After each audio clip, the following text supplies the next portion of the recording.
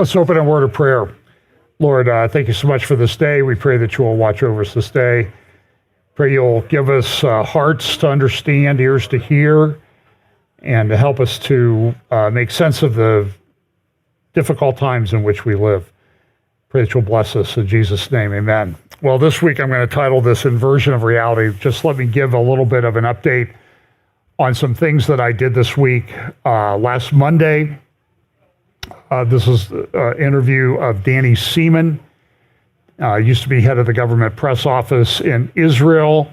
We talked about the war in Gaza, the situation in the West Bank, and a little bit about what's going on up north. Danny was very, very straight with me. Danny works with the Israeli Defense and Security Forum, IDSF, that I highly recommend that you watch. So you can get that on our YouTube channel. I do a weekly update Q&A or just discussion with Tom Hughes on Tuesdays. I think it's going to be running live most Tuesdays at 2 p.m. Eastern, 11 p.m. Pacific. And I may have those times wrong. Maybe it's 2 p.m. Eastern. I think it's 2 p.m. Eastern now. Yeah, 2 p.m. Eastern, 11 a.m. Pacific. And then on this Thursday, I'm going to get a couple of my friends together, and we're going to try to have a couple-hour discussion about technology and the end times and how we can navigate that. And that'll be Tom Hughes, Britt Gillette, who does End Times Bible Prophecy, and Scott Townsend. And Scott and Britt will scare you to death. I'm the calm guy in the room. No, I'm just kidding. They're both wonderful guys, and have a lot of respect for them. And so that'll be Thursday at 6 p.m. Eastern live on the FBC YouTube channel. And we're also going to try to stream it onto Britt's channel and Tom Hughes' channel, hopeforOurTimes.com, and then End Time Bible Prophecy. That's Britt's channel. And then I don't know if Scott has a specific channel or not. So that's going to be a couple hours. We thought that it would do that. And then in a few weeks, I'm going to sit and have a similar discussion with longtime friends, Mike Spalding, pastor of Calvary Chapel in Lima, and Carl Techribe from Canada. And I probably shouldn't try to say whenever I say the name of something in another country, I don't say it right. So I don't know if Manitoba or Manitoba, near Saskatchewan. I don't know if it's Saskatchewan, so somebody will write and tell me how to say it. So not something that I talk about every day. So I think that's going to be on about March 6th or 8th.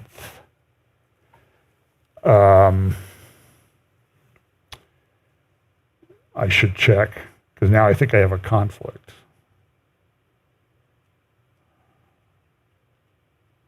Nope, I don't. So we talk each week about these different signs of the times that we're looking at, how everything is converging, how as we get closer, we'll have a better understanding. So I'm going to refer you to Revelation chapter 6 rather than take time to read it, which talks about the 7 sealed judgments that are coming. And it's interesting as I watch my email, and I do read most of it that I get from people. I apologize, I just do not have time to respond. Because I get a lot. And for example, this week, I know I got at least 3 different views on how the seals unfold, and some that they're already unfolding. So the question is, just pay attention. Eventually we're going to have enough knowledge to say this is that which was prophesied. I personally think the seals unfold over time. The seal opens, and then the effects of the seal begin and grow and reach a crescendo, a peak at some point. And as I always say, so time is along the bottom, intensity is along the back wall, but this is not to scale. And we have this, as these seals are broken, we're going to get a better understanding, and then the trumpets and the bowl judgments. And again, I talk to people all the time and I get all this. Everybody's got a different view as to Revelation being chronological, Revelation being chiastic, which I won't even try to explain to you right now, which is a very interesting view and it has some merit to it. But it completely upends the way you look at Revelation, the interrelationship between the seals and the bowls. So let's talk about some of the things going on in the world, culture, what people are doing to us, not what, there's very little of what people are doing for us as we get closer to this period of time. So this is an interesting story. This person went in and shot up Joel Osteen's church, was killed in the altercation. And you've noticed I've tried not to use a pronoun for this person, because I read a bunch of stories, I heard reports, and this is the thing is now when somebody does something, you can't tell whether it was a he or a she or an it. It's unbelievable. So I believe that this person was born male, claimed to be female. They found a pro-Hamas slogan on her gun, long rifle. He was shot, did I just say she? On his rifle. He was shot and killed. Had a child with him who got shot in the head, and I don't think there's a lot of hope for them. But so what I did was, and some other people on the internet pulled it out, so they did some good research. This person came from El Salvador. But look at what's on the police card, intake card at the Houston Police Department. Do you think they're woke? Escalante Moreno, Jeffrey. Sex, female, white, non-Hispanic. What? Right. Where was she born? El Salvador. He was an immigrant. So somebody went to the website, the GOP website, where you can look up whether people voted in the last election, and this immigrant voted in the last election for president in 2020. Now, was he naturalized citizen? There's no indication. Believe me, if he was, people would be saying it. Sometimes you have to look at things from silence. By the way, on the transgender issue, which this person claimed to be, this is in the Daily Mail Friday. Top Canadian surgeon unwittingly reveals truth about sex change operations. Unearthed video lifts the lid on ill-trained doctors, dying appendages, and dreaded complications. Really? And so I will, if I remember when I get home, I'll put the link to the Daily Mail article. But if you just type in the first few words, top Canadian surgeon and Daily Mail, you'll get in Google or DuckDuckGo or whatever search engine you use, it'll come up. And it links to videos, including, sometimes as I'm preparing these, I watch a lot of videos and I exercise mercy by not playing them to you. But it says here, the pink-haired Portland surgeon reveals the truth about sex change kids. So pink-haired guy, listen, I'm getting old. I don't get that. Okay. The bright green, pink, all that, it's just not, it's not in my wheelhouse. And if you ever see Pam Haller show up like that, you'll know that I'm dead. That would be a good sign that John's no longer with us, or I'm institutionalized or something. But it's about a 37-minute video, and you should go watch part of it. I would recommend that you do it to see these lunatics have graduated from medical school. And they work for major hospitals. But this doctor came out and he said, maybe we're going after the money too quickly on this because this stuff doesn't work. And this pink-haired doctor goes into detail about constructing female body parts for a male that wants to change and the problems that come about. And there's lots of complications. It doesn't solve the problem. It's a big, fat lie.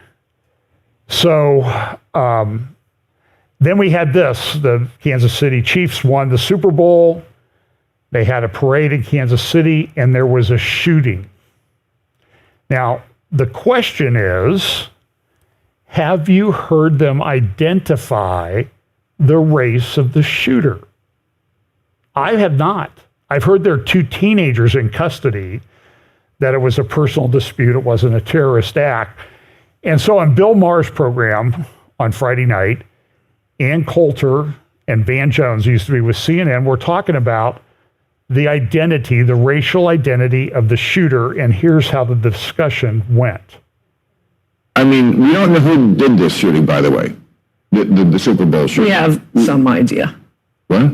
If it were a white man shooting, we'd know. Well, we don't know. But they haven't. That's how we know it's not a white man. I can tell you that much. Do you think they were repressing that reporting? They wouldn't tell us about the transgender woman that shot up the Christian school for what, like a year? San Bernardino out here. Remember the crazy terrorist Muslims? That's when I first noticed, they're not telling us who it is. It's not a white male. The longer they go without telling you, it's not a white male. Okay, well, we don't, for this one, for right now, as of Friday night, February 16th, we know. We don't officially know. Okay, you have special powers. Well, and that special power is common sense and experience. And it's so funny because sometimes Bill Maher is very good at, once you get past the bad language and stuff, he's very anti-woke at times. But then there are times where he lives in LA, just can't help himself. And of course, Van Jones. So then Ann Coulter and Van Jones had a little discussion about the problem. Here you go. The media who do not care about blacks killing blacks. And this is the one time where I think, you always hear, pretty white girl, they'll cover that. No, the blacks killing blacks will not get covered by the media. That's a huge media problem, and you'll all laugh at me, but I'm going to say it because I'm right. Very right. Because of this right. is illegitimacy. All of these young men do not have fathers, and that is a huge, huge source of it. Anything that could be done to reduce the illegitimacy rate, particularly among the black community, it would be astronomical, the changes you'd see. Do you know, just one fact, if you take away the factor of illegitimacy, the difference in the black and the white crime rate disappears. It's an amazing fact. It would be an amazing fact if it were true, but look,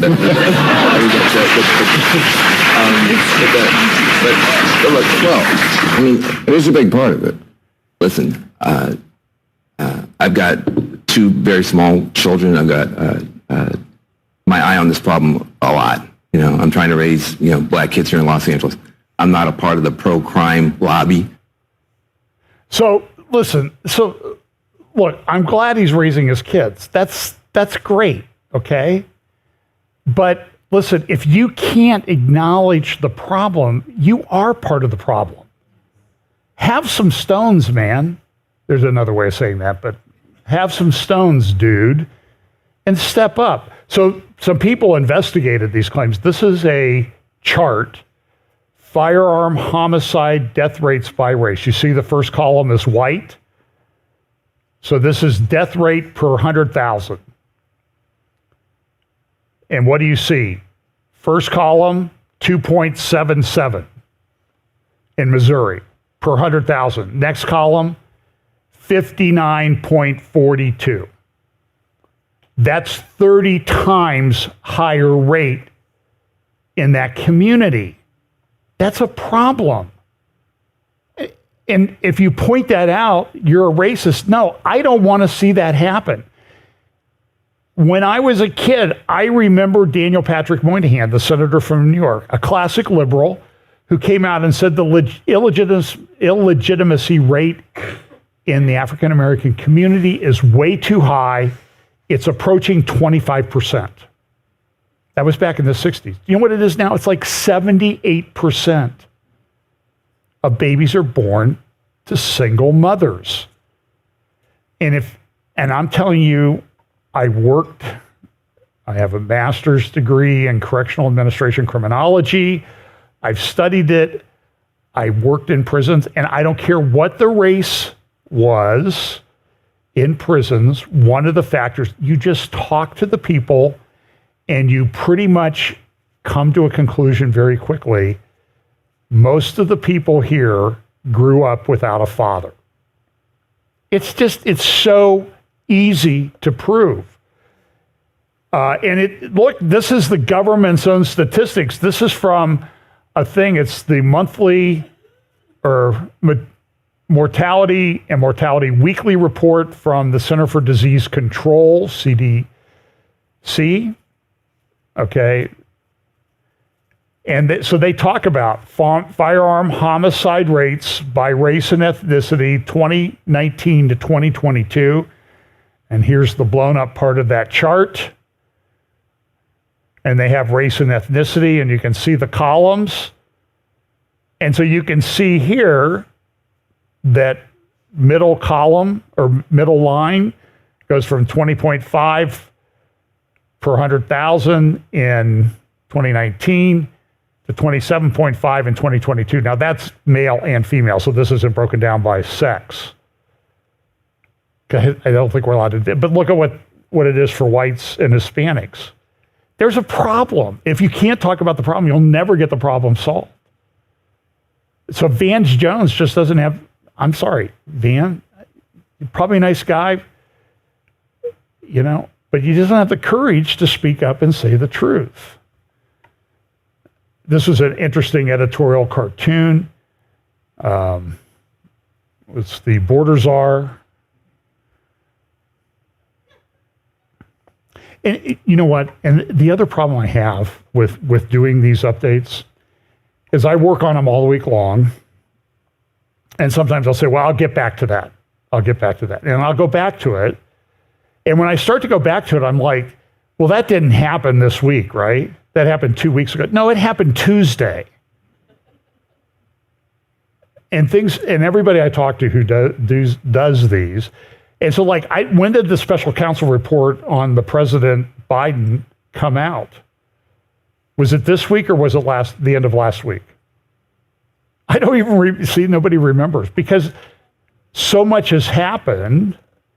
But by the way, she stepped up this week, bless her heart, and said, I'm ready to serve. That ought to scare you to death. And maybe that was the plan all along. Somebody said that nobody will invoke the 25th Amendment against Biden because she's vice president, which means she would become president. And maybe there'll be a big rallying cry, but I'm hearing a lot of chatter that they're going to go to get Michelle Obama to run.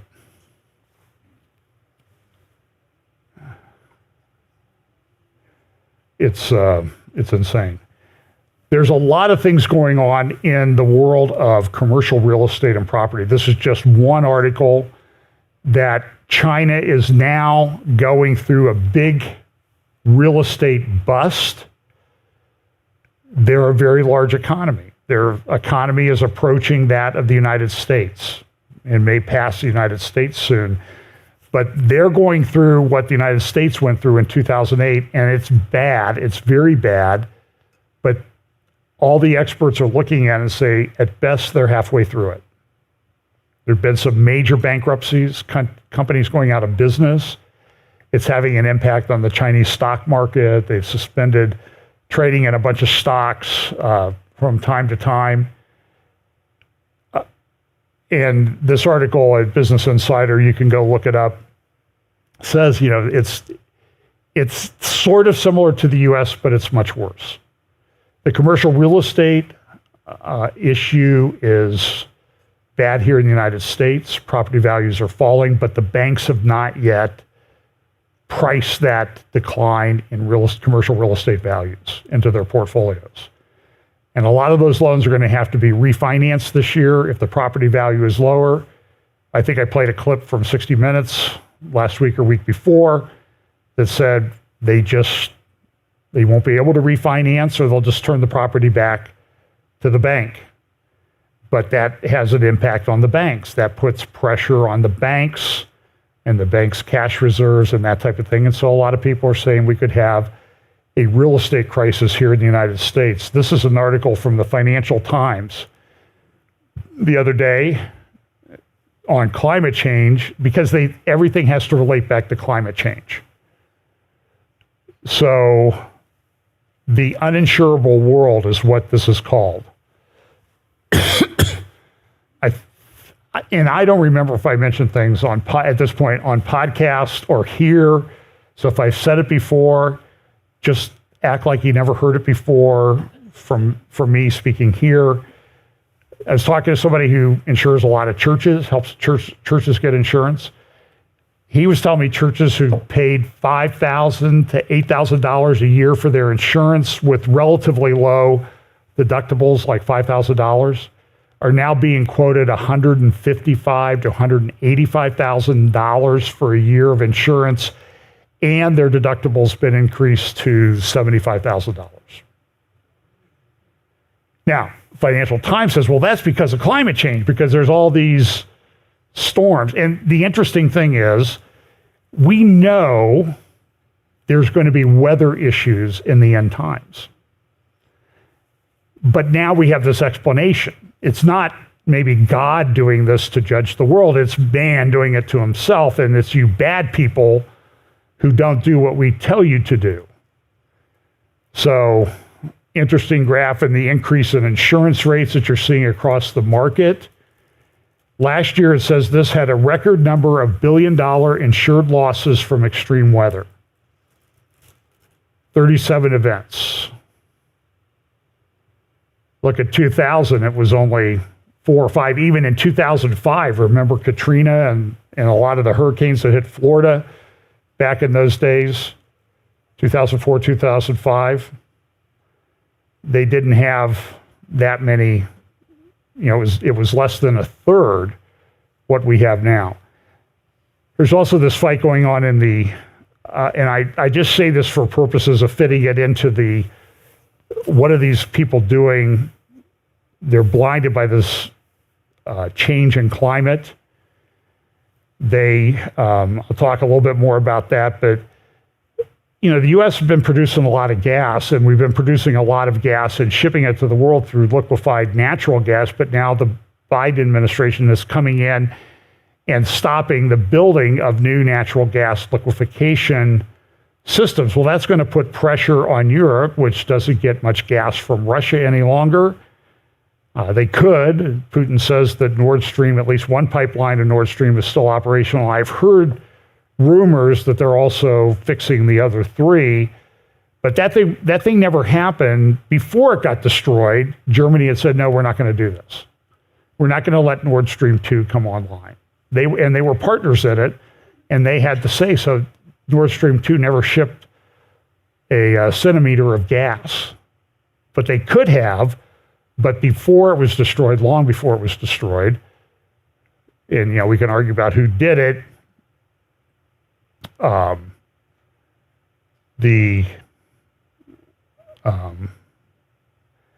I think it was some people from the West that did it. Let's just put it that way.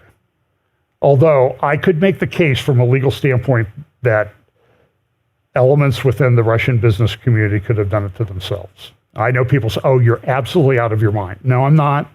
I know how the documents read. I'm just saying is you can make the case for that, but all evidence does seem to indicate that it was the West. But so we're producing a lot of gas right now in the United States. Something's going on though. Gas has gone up like $1 over $1 a gallon for regular. I've got it for $2.03 a gallon a few weeks ago, and I saw this morning it's like $3.40 a gallon on the way to church for regular. But Shell is even predicting a rise in LNG demand of 50% by 2040. This is going to make the climate change people just their head explode. Now, I'm going to talk a little bit about AI. There was this meeting this week. Now, in 2023, this meeting in Dubai was called the World Government Summit. Apparently, they got a lot of grief over the title World Government. One world, we can't talk about a one world government, and I'm sure that's going to get tagged with some kind of warning on this video. And by the way, every video we put up now, they create a transcript of. So if you have trouble following on YouTube, if you're watching on YouTube, click on the CC button, and usually sometime Sunday or late Sunday or Monday, there will be closed captions. It's all done by voice recognition, artificial intelligence, that type of thing. The problem is, and I see this from a lot of friends, they're actually going back to old videos that have been okay and on your channel for years and saying, oh, you weren't allowed to say that. We're going to demonetize you for that video. And a lot of times, well, they don't tell you what they did, why they did it.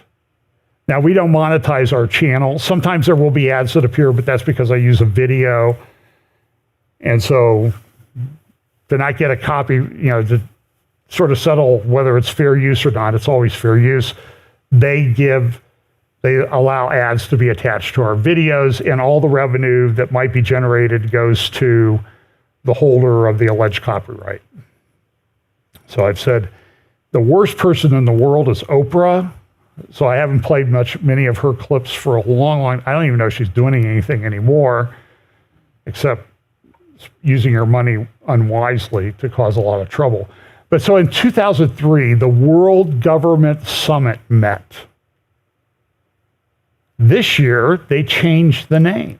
In fact, I went back to archive.org. If you go to archive.org, if you grab the URL, the address, copy it from the address bar in your browser, go to archive.org and paste it in, it will show you every time that they saved that URL an image of the page.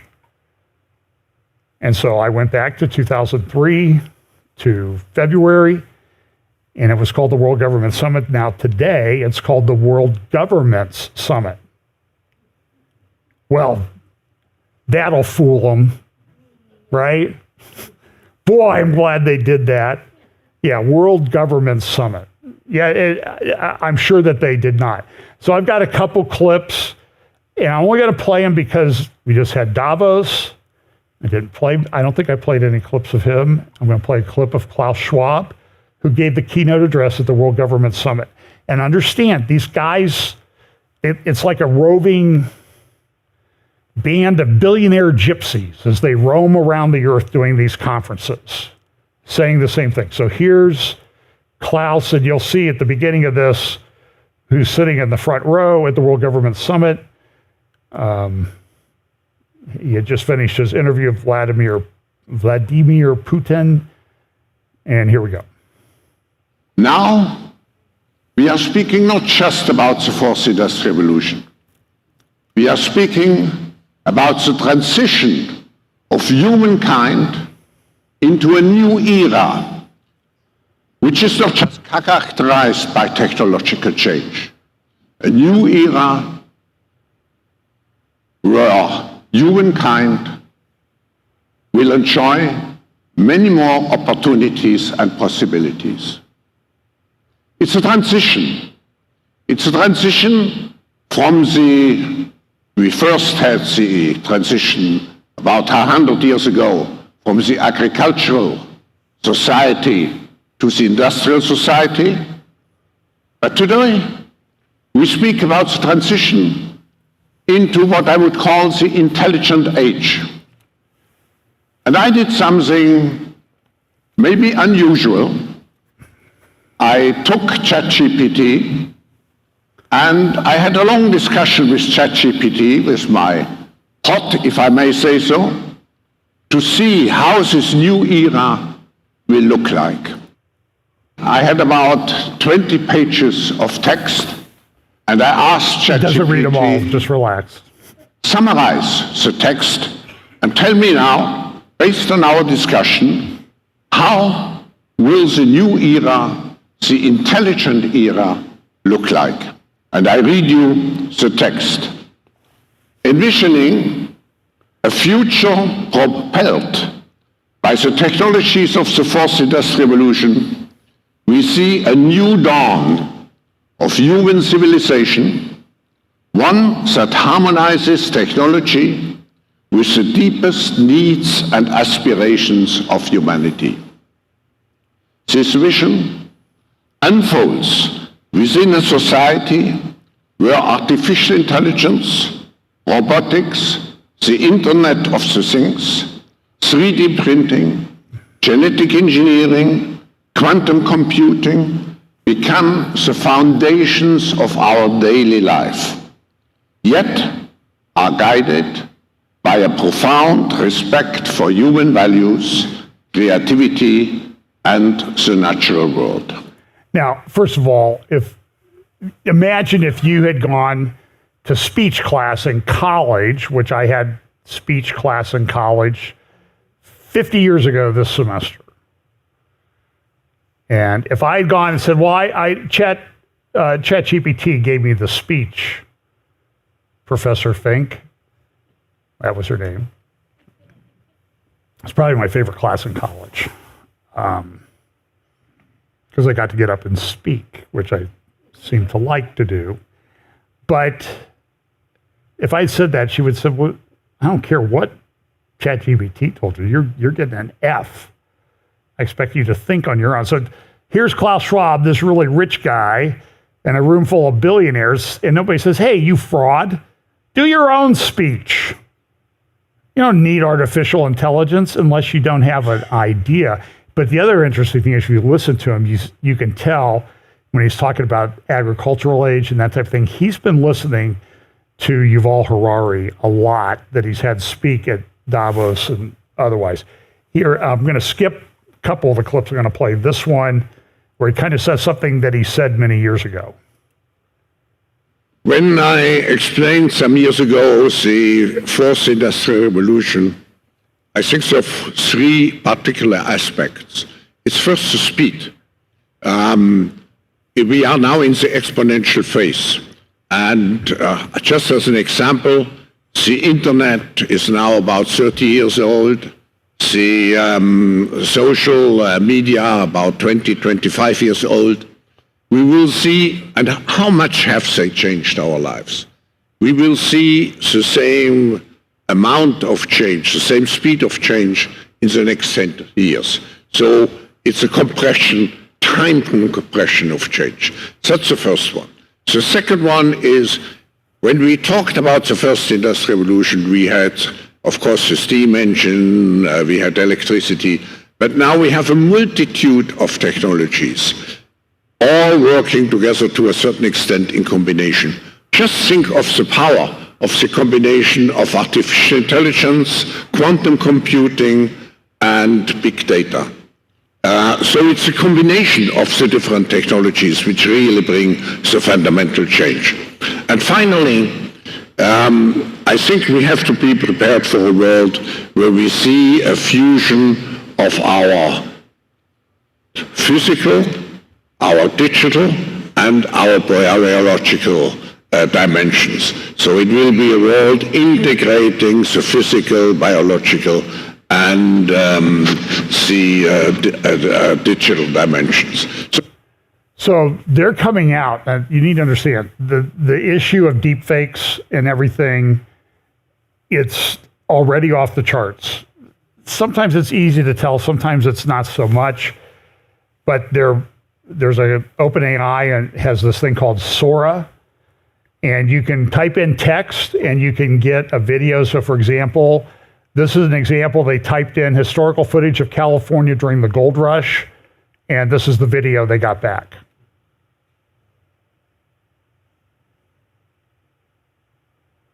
So here's a little video. I don't think there's any sound on this. So they like a litter of golden retriever puppies playing in the snow.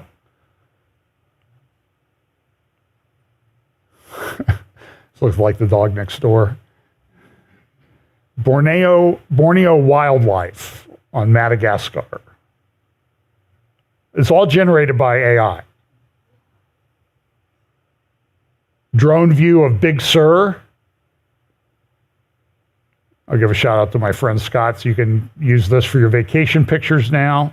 Photorealistic close-up of a naval battle of old ships on a cup of coffee. Here's the California Gold Rush again. I think there's one more. Oh, there's a couple more on here. It's actually pretty good. It's not dirty enough, but it's, you know, looks like they've been out just sweeping the dirt lately. Somehow I saw a picture of Deadwood. We were in Deadwood, South Dakota last year, and saw a picture of it 100 years ago. Beautiful silhouette animation of wolves howling at the moon.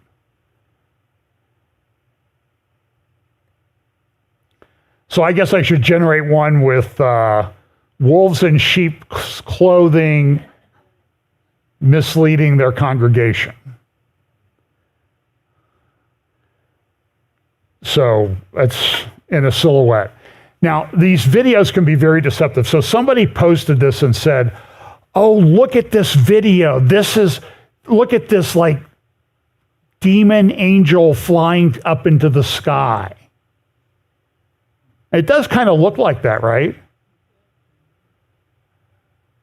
Now, but very simple. So you got to be careful. So here's how you figure out. Flip it on its side, and this is what it looks like.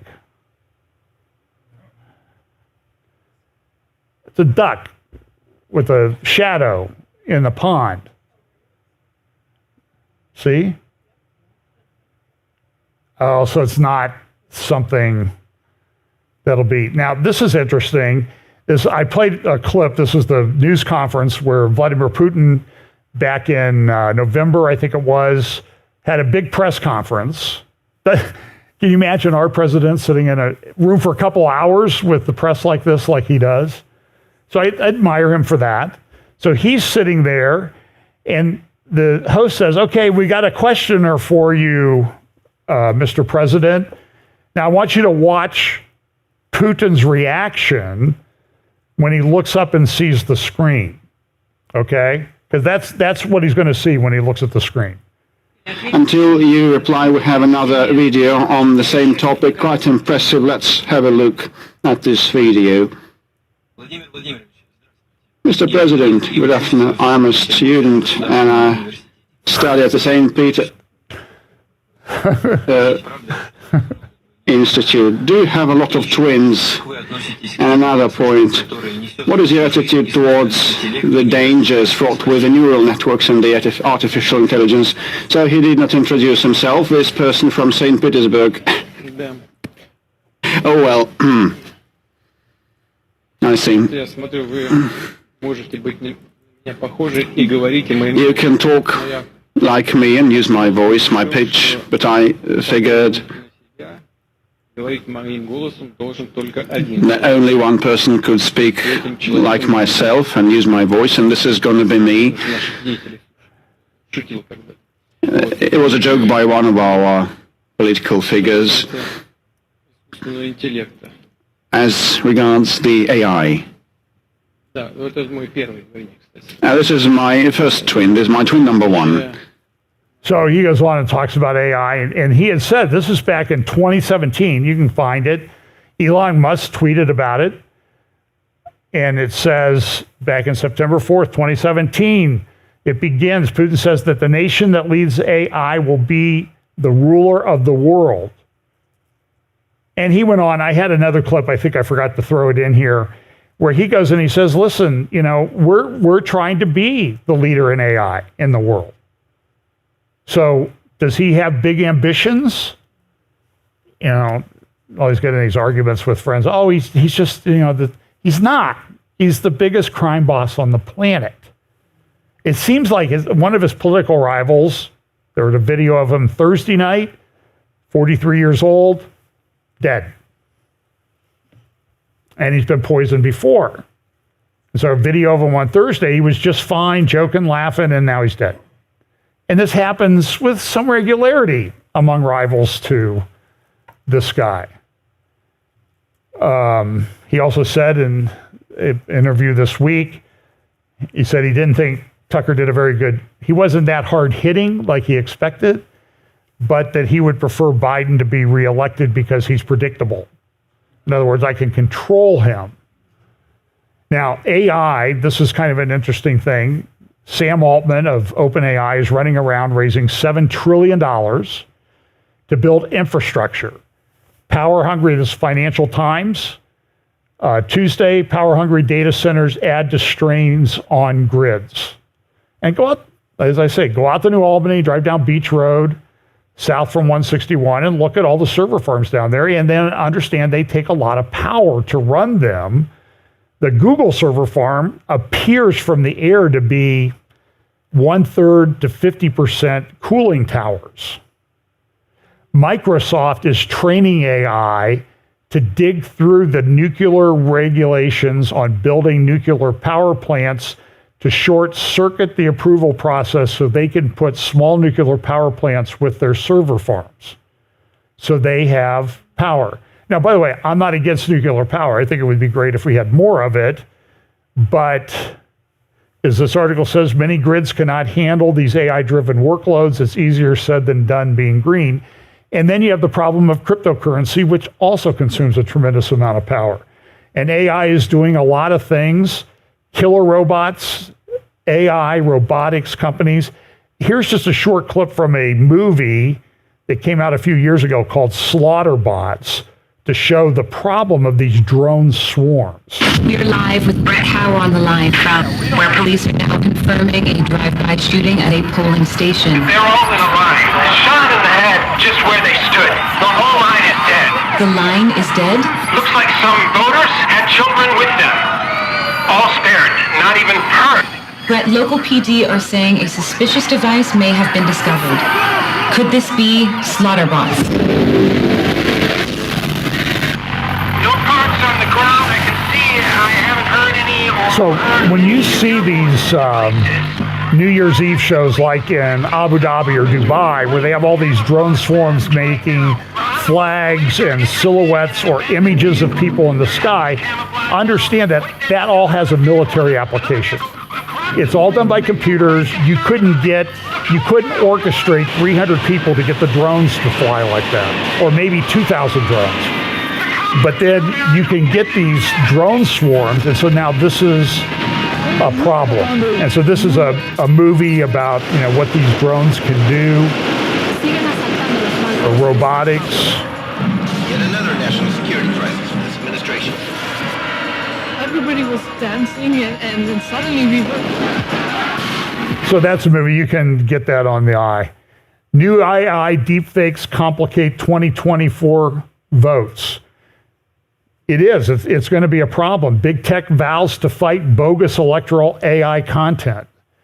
Trump has expressed concern about this. So the Lincoln Project, which hates Trump with a passion, came out with this video, and you'll see at the beginning it says, "Hey, Donald Trump, you say you've accused us of doing fake AI? Okay. Or AI-generated videos about you? Look at this one, Trump." Okay. Donnie, I always knew you'd blow it. You were always a fool, a joke, low rent. I bailed you out so many times. Your deals were all garbage. You couldn't even make money off a casino. I'm ashamed you have my name. That's an AI-generated video of Donald Trump's father castigating him. And again, we have these cases against Trump. His hush money case is going to go to trial. I think this is probably the weakest one. We have the thing that appears to be falling apart down in Georgia. I don't know whether it will. And we know it's okay to keep top secret documents in your garage, but supposedly not at your estate where they're under surveillance of the Secret Service. It's an insane world. this is, I think I heard this on Glenn Beck. So here's a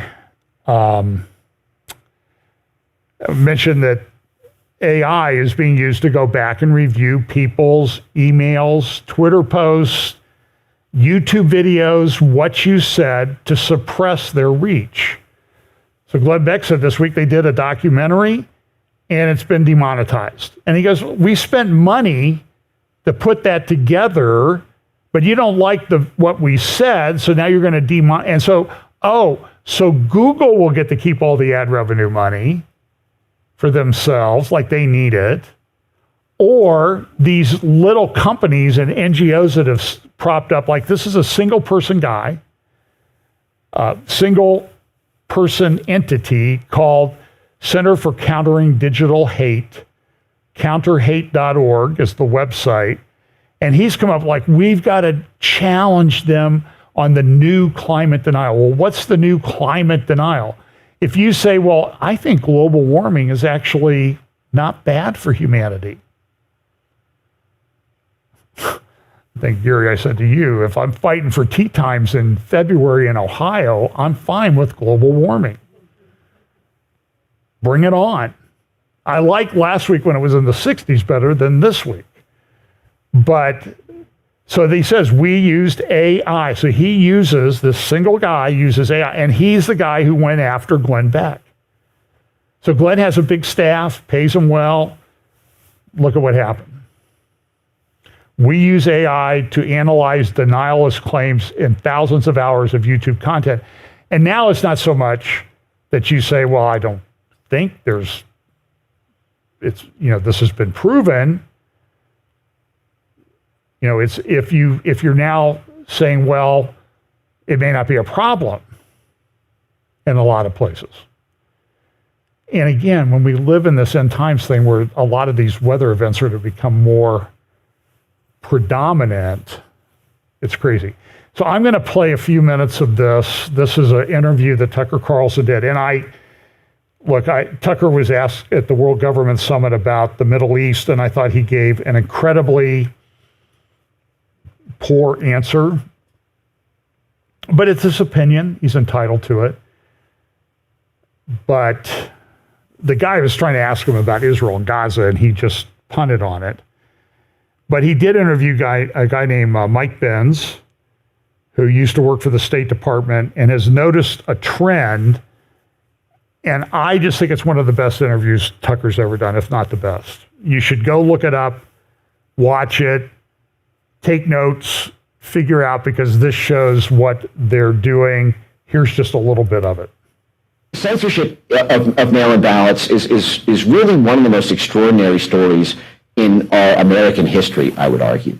What happened was you had this plot within the Department of Homeland Security. Now, this gets back to what we were talking about with the State Department's Global Engagement Center. You had this group within the Atlantic Council and the Foreign Policy Establishment, which began arguing in 2017 for the need for a permanent domestic censorship government office to serve as a quarterback for what they called a whole-of-society counter-misinformation, counter-disinformation alliance. That just means censorship, the counter-mis-disinfo. But their whole society model explicitly proposed that we need every single asset within society to be mobilized in a whole-of-society effort to stop misinformation online. It was that much of an existential threat to democracy. And so, but they fixated in 2017 that it had to be centered within the government because only the government would have the clout and the coercive threat powers and the perceived authority to be able to tell the social media companies what to do, to be able to summon a government-funded NGO swarm to create that media surround sound, to be able to arm an astroturfed army of fact-checkers, and to be able to liaise and connect all these different censorship industry actors into a cohesive, unified whole. And the Atlantic Council initially proposed with this blueprint called forward defense. It's not offense, it's forward defense, guys. They initially proposed that running this out of the State Department's Global Engagement Center because they had so many assets there who were so effective at censorship under Rick Stengelsteed and under the Obama administration. But they said, we're not going to be able to get away with that because we don't really have a national security predicate, and it's supposed to be foreign-facing. We can't really use that hook unless we have a sort of national security one. Then they contemplated parking it at the CIA. And they said, well, actually, there's two reasons we can't do that. The CIA is foreign-facing. We can't really establish a counterintelligence threat to bring it home domestically. Also, we're going to need essentially tens of thousands of people involved in this operation, spanning this whole society model. You can't really run a clandestine operation that way. So they said, okay, well, what about the FBI? They said, well, the FBI would be great. It's domestic. But the problem is the FBI is supposed to be the intelligence arm of the Justice Department. And what we're dealing with here are not acts of law breaking. It's basically support for Trump, or if left-wing populists had risen to power like Bernie Sanders or Jeremy Corbyn, I have no doubt they would have done in the UK. They would have done the same thing to him there. They targeted Jeremy Corbyn and other left-wing populist NATO skeptical groups in Europe. But in the U.S., it was all Trump. And so essentially what they said is, well, the only other domestic intelligence equity we have in the U.S. besides the FBI is the DHS. So we are going to essentially take the CIA's power to rig and bribe foreign media organizations, which is a power they've had since the day they were born in 1947, and we're going to combine that with the power, with the domestic jurisdiction of the FBI by putting it at DHS. So DHS was basically deputized, it was empowered through this obscure little cybersecurity agency to have the combined powers that the CIA has abroad with the jurisdiction of the FBI at home. And the way they did this, how did an obscure little cybersecurity agency get this power, was they did a funny little series of switcheroos. So this little thing called CISA, they didn't call it the Disinformation Governance Board, they didn't call it the Censorship Agency, they gave it an obscure little name that no one would notice called the Cybersecurity and Infrastructure Security Agency, whose founder said, we care about security so much it's in our name twice. Everybody sort of closed their eyes and pretended, that's what it was. But it was created by act of Congress in 2018 because of the perceived threat that Russia had hacked the 2016 election, had physically hacked it, and so we needed the cybersecurity power to be able to deal with that. And essentially on the heels of a CIA memo on January 6, 2017, and a same-day DHS executive order on January 6, 2017, arguing that Russia had interfered in the 2016 election, and a DHS mandate saying that elections are now critical infrastructure, you had this new power within DHS to say that cybersecurity attacks on elections are now our purview. And then they did two cute things. One, they said mis, dis, and malinformation online are a form of cybersecurity attack. They are a cyber attack because they are happening online. And they said, well, actually, Russian disinformation is, we're actually protecting democracy in elections. We don't need a Russian predicate after Russiagate died. So just like that, you had this cybersecurity agency be able to legally make the argument that your tweets about mail-in ballots, if you undermine public faith and confidence in them as a legitimate form of voting, you are now conducting a cyber attack on U.S. critical infrastructure by articulating misinformation on Twitter. And just like that, now what they did then is they... So in other words, complaining about election fraud is the same as taking down our power grid.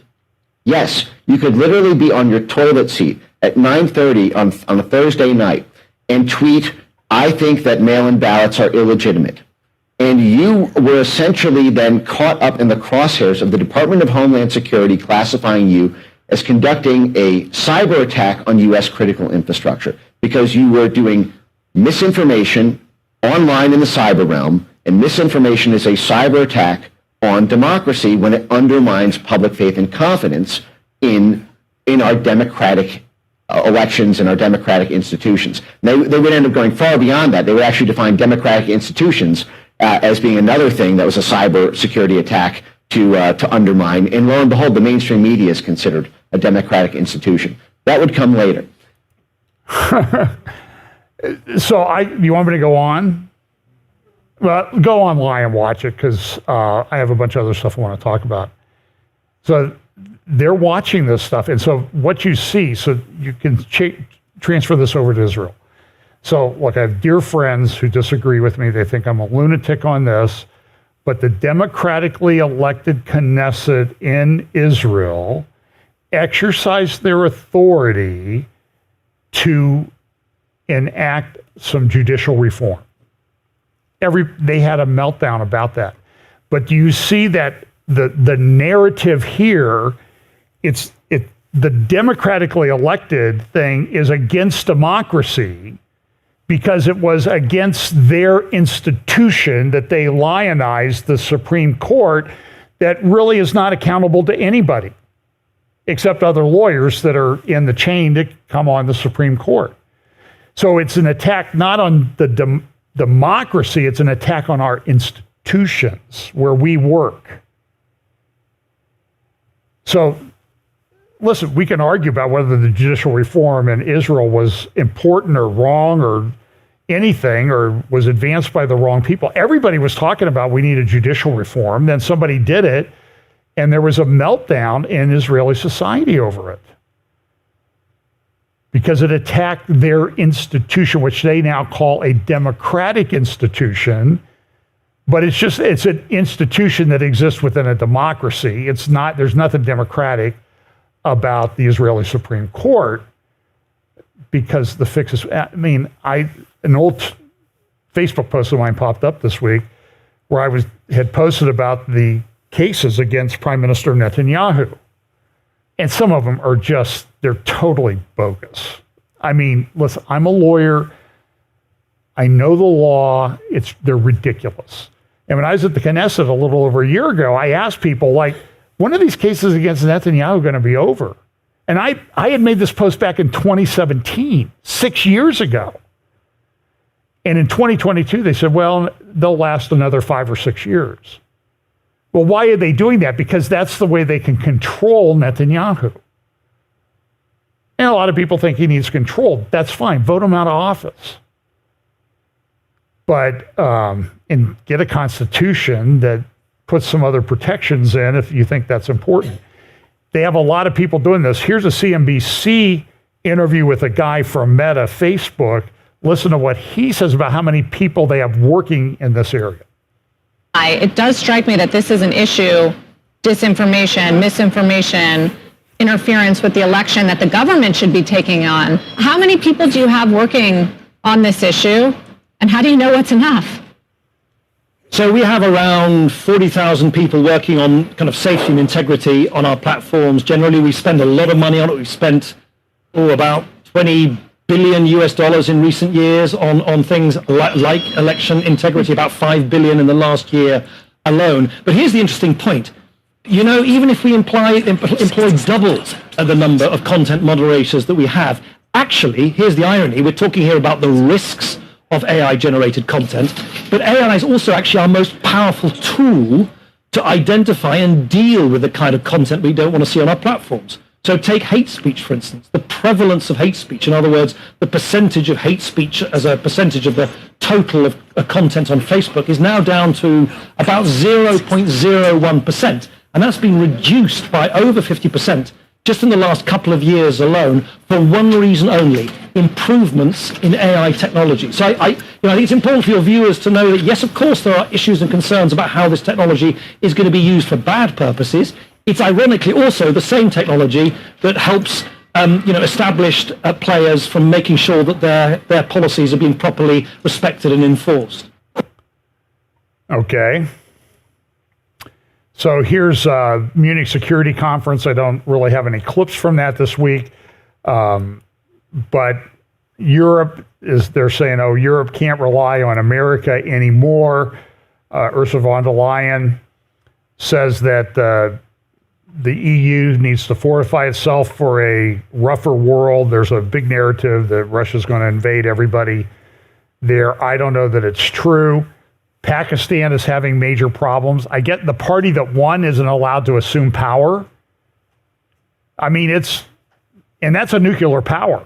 And they're not getting along with India. And India took over an old Muslim mosque site and built this big Hindu temple on it that they just opened in the last couple of weeks. And remember, India was probably the biggest, in terms of numbers, slaughter in human history in this conflict between Muslims and Hindus. And I know for a fact missionaries, they came after Pastor Steve, if you remember, when he was over in India, and they're now doing that to Christian missionaries in India. So if you know them, you need to pray for them, for their safety. It's not good, and they're both nuclear powers, and it's crazy. Russia, Russia's taking over a city in the Donetsk region, and you can see they just pretty much destroyed the thing. So the city's right here in that little crook in the middle, and I won't try to pronounce the name. And then this was a big article in the Financial Times. Alarm mounts over Moscow's hostile stance towards the West. We are living in truly dangerous times and at a point when large-scale conflict is more likely than it has been in recent history, said a military intelligence official. Russia's bellicose intent is still there, said a second UK defense official. Its land forces have been degraded in the Ukraine, but its air force and navy are largely intact, and Russia is still a major nuclear power. I mean, all this is true. The warning hangs over the Munich Security Conference, which started yesterday. The annual gathering of security, military, and intelligence officials and experts provides a snapshot of the global defense picture at a record time of instability. And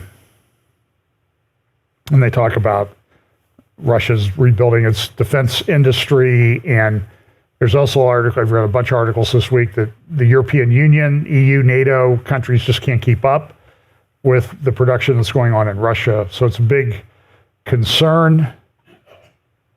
And they keep saying this, that Russia's intent and capability to attack a NATO country before the end of the decade was pretty much consistent within the U.S.-led military alliance.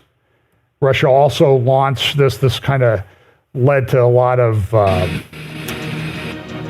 everybody was going crazy. One of the congressmen, I think it was Mike Turner was his name, said Russia's doing a killer satellite or nuclear weapons in space. This is a video of the launch. And then as people unpacked it, maybe it is just a satellite launch. We don't know yet. We just don't know.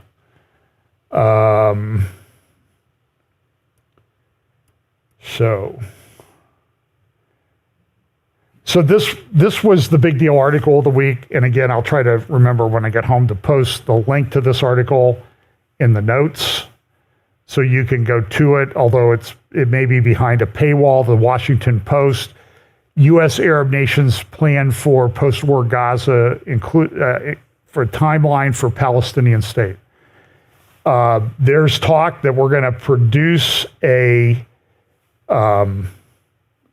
they're going to make Israel, or they're going to declare the existence of a Palestinian state with leadership sometime this summer.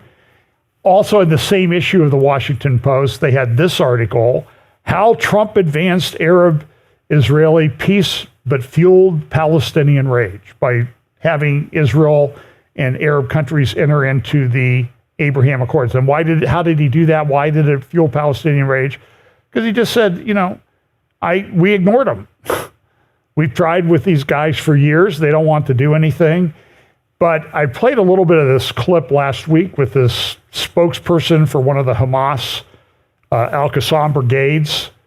And in his talk on television, he said this. We look back 100 days. This is why he's saying, this is why one of the reasons we did this on October 7th.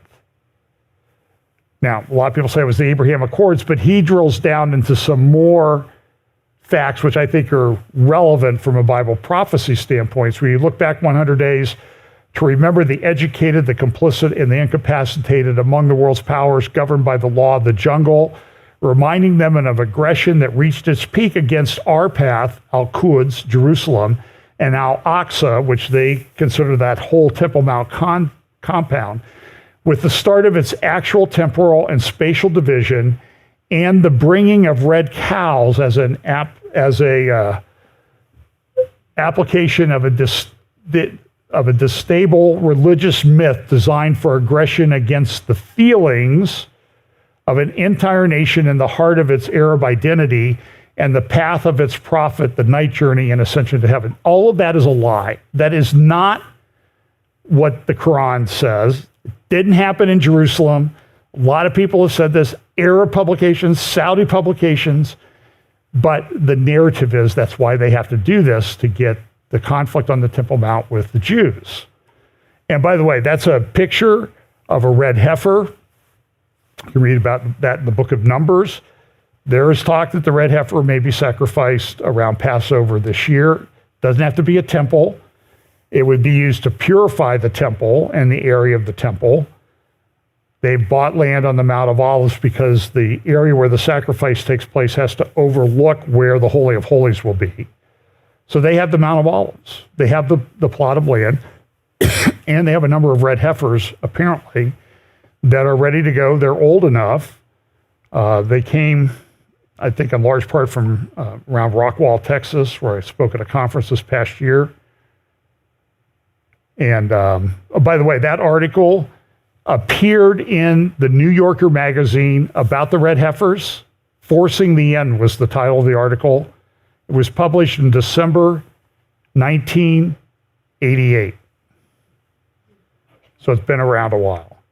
So they talk about, this is one of the reasons, was the red heifer is why we're going after them. So back to this article, the Biden administration and a small group, this is from the Washington Post, of Middle East partners are rushing to complete a detailed, comprehensive plan for long-term peace between Israel and Palestinians, including a firm timeline for the establishment of a Palestinian state that could be announced as early as the next several weeks. The urgency of the effort is tied directly to a proposed pause in the fighting and release of the hostages held in Gaza by Hamas that is being negotiated by the United States, Qatar, and Egypt. An initial ceasefire, projected to be at least 6 weeks, would provide time to make the plan public, recruit additional support, and take the initial steps towards its implementation, including the formation of an interim Palestinian government, according to U.S. and Arab officials. And the Saudi foreign minister was at the Munich Security Conference today in Munich, Germany, saying, yeah, we want to do this. We think this is a Palestinian state is the way to go. Now, whether that survives when King Salman passes on, I don't know. Planners hope a hostage agreement can be reached before the beginning of Ramadan, the month of Muslim fasting that begins March 10, lest it compound the deprivation and pressure cooker atmosphere in Gaza. We don't want to interfere with the Muslim holy days. Like, does anybody ever say, well, Hamas came on Simchat Torah, an Israeli Jewish high holy day, and did a massacre in the south of Israel? Nobody ever says that. It's unbelievable. The key is the hostage deal, said one U.S. official among several Arab and American diplomats who discussed the subject on the condition of anonymity to avoid derailing the plan before it is completed. But even as planning participants, including Egypt, Jordan, Qatar, Saudi Arabia, the United States, the United Arab Emirates, and Palestinian representatives, in addition to the United States. Now, in this peace deal, who's missing in that list of countries? Israel. They said, well, it's like Israel's kind of an important component to that. And so I've said this for a while. This Daniel 9 thing could be something that's shoved down Israel's throat. Now, the Palestinians won't agree to this. Maybe it'll be shoved down their throat too. Can't discount that possibility. The elephant in the planning room is Israel. Oh, I guess we got to Israel. They're the elephant now that's causing all kinds of problems for everybody. And whether its government will acquiesce to much of what is being discussed, the withdrawal of many, if not all, settler communities on the West Bank, a Palestinian capital in East Jerusalem, and a security and governance arrangement for a combined West Bank and Gaza. The hope is that Israel will be offered specific security guarantees and normalization with Saudi Arabia and other Arab states that would be hard to refuse. So that's what they're looking at. Interesting. This actually was on the Washington Post website. We three agree that dictator Trump can't gain power. Oh, by the way, did you see this informant got charged with a crime, lying about the Bidens? Did you see that? He was the one who came and gave information to Congress about that they might be involved in some bribe deals. He's been a paid, listen, I know how this works. He's been a paid asset, confidential informant of the United States FBI for over a decade. Now, all of a sudden, as we get close to an election, the guy who might be able to tie, and Biden is, there's an impeachment inquiry going on in the House. Oh, the guy, he's now charged with a crime and he can't be credible at all. But the FBI's relied on him for over a decade. This is, we don't live. In the USA that you knew when you were a kid is gone. And so, listen, everybody, well, Trump's a bad guy. Okay, so let's assume Trump's a bad guy. But they're coming after him with nonsense, which means they'll go after, when they're done with him, they'll go after you for nonsense too. And if you don't think the DOJ does that, you've never been caught up in representing people who are caught up in a DOJ investigation. I'm just telling you, I know from personal experience, it's not. And so Biden is pressing Netanyahu to accept this deal. Michael Duran wrote about this at the Hudson Institute. President Biden will recognize a Palestinian state in early summer. Duran's a pro-Israel guy. We support the establishment of an independent Palestinian state, and we do a lot of work inside the government to think about how to bring that about, said State Department spokesperson Matthew Miller on January 31st. So this is Ayatollah Khamenei, and this is a great post by Ava Kulerit, whatever her name is. You can see how she spells it there.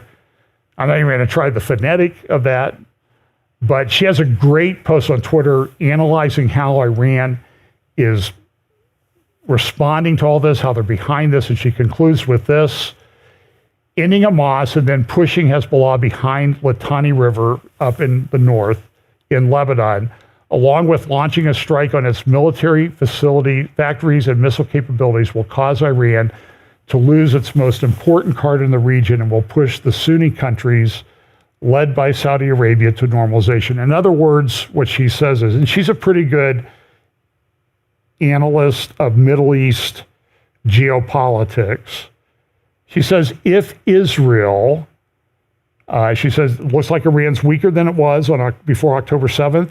If Israel fights and if they go after Hezbollah, they will really weaken Iran.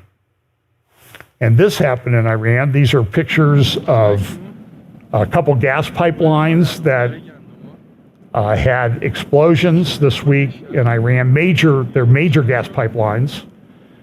And Iran has come out and said this was done by Israel. Here's a map of where that occurred.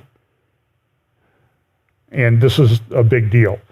Hezbollah has lost a lot of people. You can go to the website of Al-Manar, a TV website in Lebanon, very pro-Hamas, and they have all the people have been killed. It's like 250, 300. It's almost as many soldiers that have been killed in the IDF in Gaza.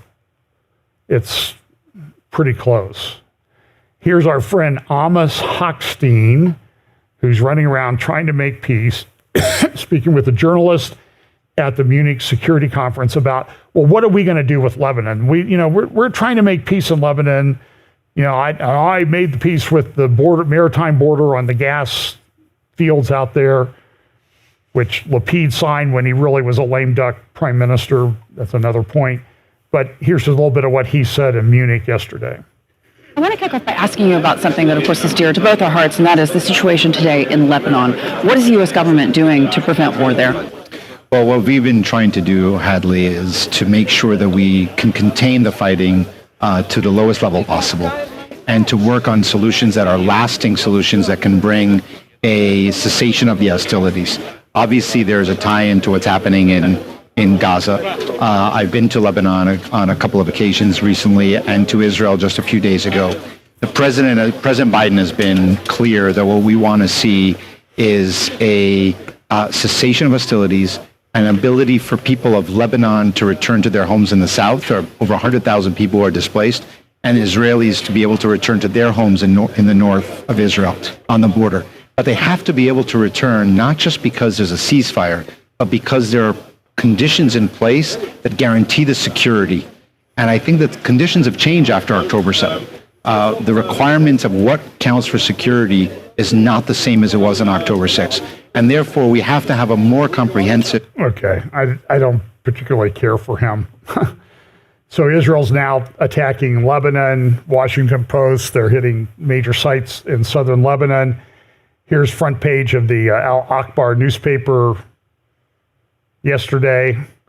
And they're talking about we're going to withdraw to within 10 kilometers. The proposal from Hochstein is they'll withdraw to within 10 miles of the border. That's 10 kilometers. That's 6 miles. And Nasrallah gave a speech. And in his speech, what he said was, listen, what we're going to do is we're going to take revenge on Israel. They killed some of our people the other day, a mother and a couple kids in a strike in Lebanon. We're going to take blood revenge on that. And then they also said, listen, we're going to, if you think it's bad in Israel right now, so in Lebanon, they've had about 100,000 people had to evacuate the southern part of Lebanon. In Israel, they've had about 100,000 people evacuate the northern part of Israel. And Nasrallah says, listen, you push us, we'll make it 2 million people in the north will have to evacuate. You're talking like all the way down to Haifa or more. And we're going to do it. And so that's what he says. Good article at Foreign Affairs, even though I'm not a big fan of them. Russia's dangerous new friends. Russia's long been a supporter of the PLO. In fact, they're the ones who came up with the Palestinian term back in the 60s. And you can take, what do they say? You can take the guy out of the KGB, but you can't get the KGB out of the guy, and Putin was a KGB agent. So here's another article about, from the Hudson Institute. The second point that they have is that the Houthis are going to continue to be a problem. Unmanned surface vehicle deterrent is exacerbating the conflict in the Red Sea. We're not ratcheting them down, even with the attacks. And so what you have is you have this low-level warfare that's more than an annoyance. A lot of ships are avoiding the Red Sea. They're tracking and tagging every ship that's bound for Israel in any fashion from going into the Red Sea, which means if they're coming from China, they have to go all the way around Africa, all the way through the Mediterranean. Now, part of what the G20 did at their meeting in India in September was they came up with this trade corridor that would go across. Ships from the United Arab Emirates and Saudi Arabia and Bahrain would transfer their cargo to trucks. They would take them across Jordan to Israel to ports, where they'd be put back on ships and then shipped across, and they would save that big transit time. But the concern is, and this is the corridor of betrayal is what Tehran is calling this. And the question I had for somebody, we were talking about it this weekend, it's like, if they're attacking ships, why aren't they going to attack? Do you think they might not use the drones to attack trucks that are driving through the desert? Now, they're going a little bit faster, but the drones can probably handle them with artificial intelligence and programming. So it's going to be a problem. Yemen is very poor. They're getting money from Iran. And they're a major headache in world shipping right now. It's about, I think, 15% of total world trade goes through the Suez Canal, and about 25% of oil and gas that's shipped by water goes through there. So it can have a big problem. And then you have the problem of the Straits of Hormuz that Iran can shut down. Here's from Financial Times, ships are shutting down. This is a tweet, an article about Iran has a ship, a container ship, that has these containers that hide missile launchers. This has been talked about by the guys at Center for Security Policy, Frank Gaffney and others, for a long time. I think they're called Project K or K Club containers, and they will do that. And so, I mean, you can see this is how they're launching them from these containers. And how many of these have made it through into our country and have been distributed? We don't know. I mean, we don't know who's coming across the border. Hezbollah missiles ready to hit as far as Eilat. Again, some headlines from the Tehran Times. Endless Hamas. No foreign dictates on Palestinians. And in the interview with, now this third point in this article at the Hudson Institute is that Biden's doing this because he's afraid of losing Michigan in the election. Well, the people who are making decisions are afraid of losing Michigan in the election. I don't know that it's Biden at this point. I just think it's cruel to put him out there all the time like that. By the way, King Abdullah II of Jordan was here with Biden. They did a big news conference the other day, and they talk, we need to assure the safety of the Muslim holy sites. They're not. There's a mosque there. I'll grant you that. But none of the stuff that you say happened on the Temple Mount happened on the Temple Mount. This is the Biden administration is currently exerting enormous pressure on Israel to halt its military operation in Gaza. You remember this young lady, Danny Seaman, who I interviewed on Monday. He really broke down this. She came up. She's one of his daughter's best friends. She's still hostage in Iran. This, you might remember this. This was the report on October 8th by Christiane Amanpour at CNN. Here's what she said about what happened to her. We're now getting new video that shows Hamas appearing to take Israelis captive. This video has been geolocated by CNN, but we want to warn you that it is disturbing. It's war. This is in Gaza. You can see a barefoot woman pulled from the trunk of a Jeep by a gunman and then forced into the back seat of a car. Her face is bleeding and her wrists appear to be cable-tied behind her back. The Jeep is also appearing to have an Israeli Defense Force license plate, suggesting that it might have been stolen and brought into Gaza. And her pants were bloody. So here's one of the UN chiefs with regard to the Palestinian Gaza thing. Listen to what he says in this interview on Sky News. This is about 2 minutes long. You've talked about being a mediator, and you've mediated with so many different factions and groups, terrorist organizations over the years that have come to the negotiating table. In terms of Israel's plan to eliminate Hamas and have them never be part of any future negotiation when it comes to Gaza, do you think that's realistic? I think it's very difficult. And as you say, I've worked with many different terrorist and insurgent groups.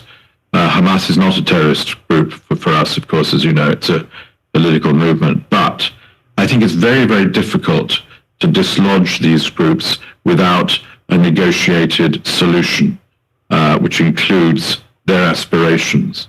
I cannot think of an example offhand of a place where a victory through warfare has succeeded against a well-entrenched group, terrorist or otherwise. But given the track that Israel is going, the path that Israel is going down, and it has said that without total victory, without the elimination of Hamas, there is no moving forward, there is no day after. How do you think they would stomach something like that?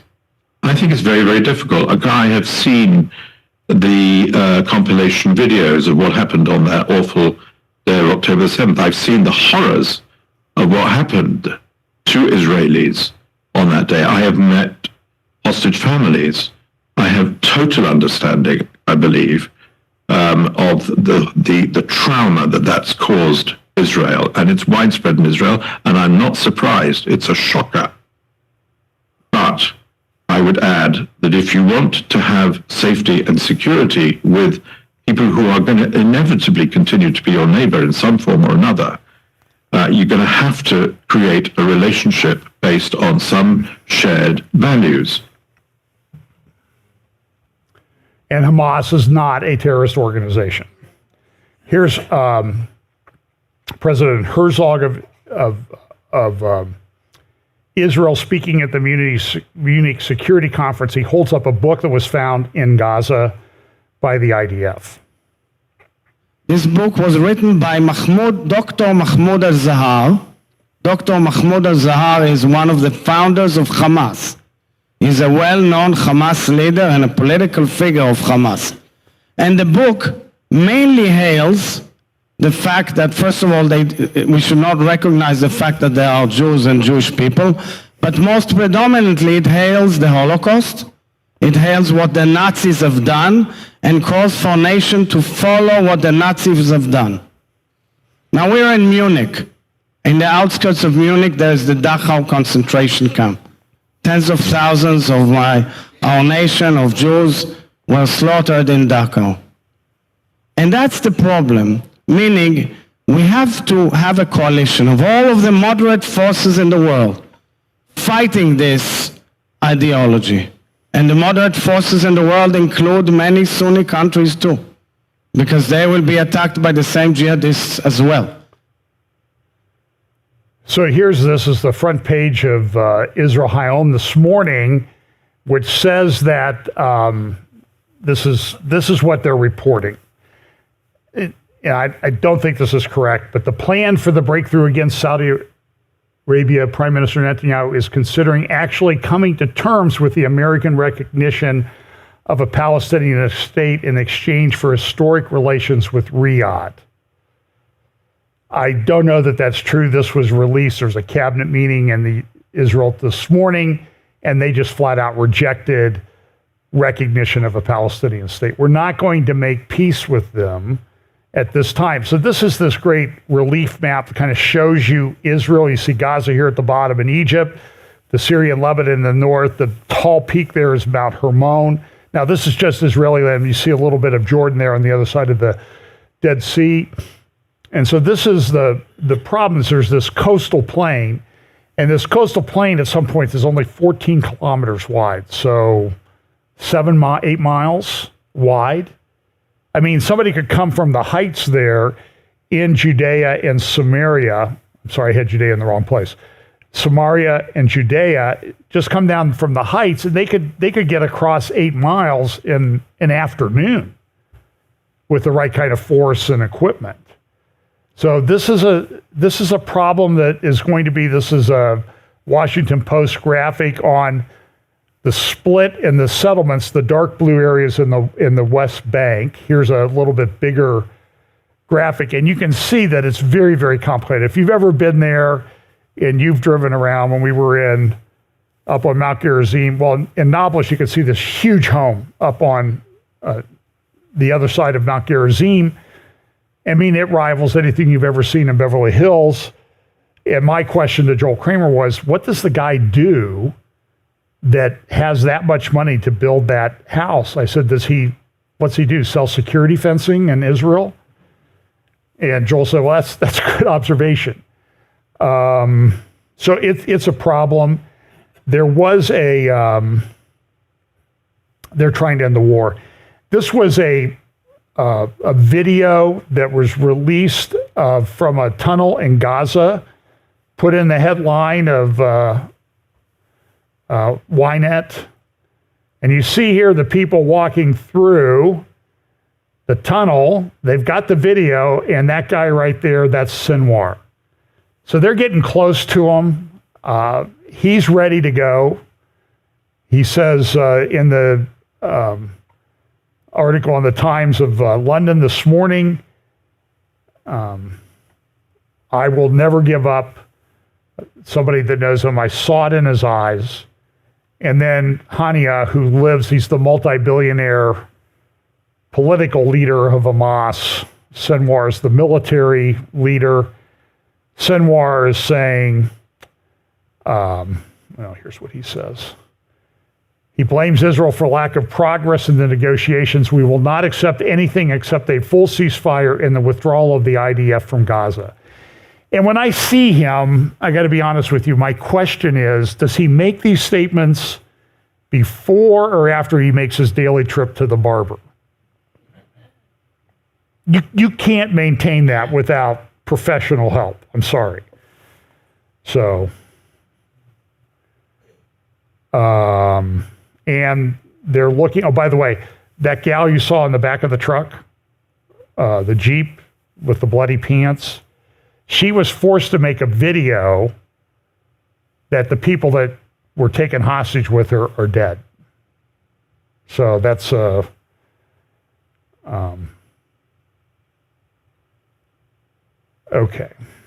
So what's this? Okay, last thing. Big article about Israel or Egypt is building a walled enclosure on the border with Hamas. So you see this, there's this fortified camp that has suddenly appeared, but it's actually on the Egyptian side of the border. So, and it's about 8 square miles. And then when you go over to the Rafah crossing, that's that red line is the Egyptian Gaza border. By the way, that's where all the stuff came through. They have tunnels there, probably corruption in the Egyptian military. And by the way, this thing on the right, that's not the Israeli fence. That's the Egyptian fence. And they're constructing an even bigger, taller one. I thought that they're pro-Palestinian, right? But they don't seem to want them. But now they've cleared off this land here in the square or rectangle. And there's some thought that they may be making a refugee camp. Well, they don't want to put them in a refugee camp. They've been in refugee camps in Syria and Lebanon and Jordan for over 75 years. They don't have any compunction about doing that.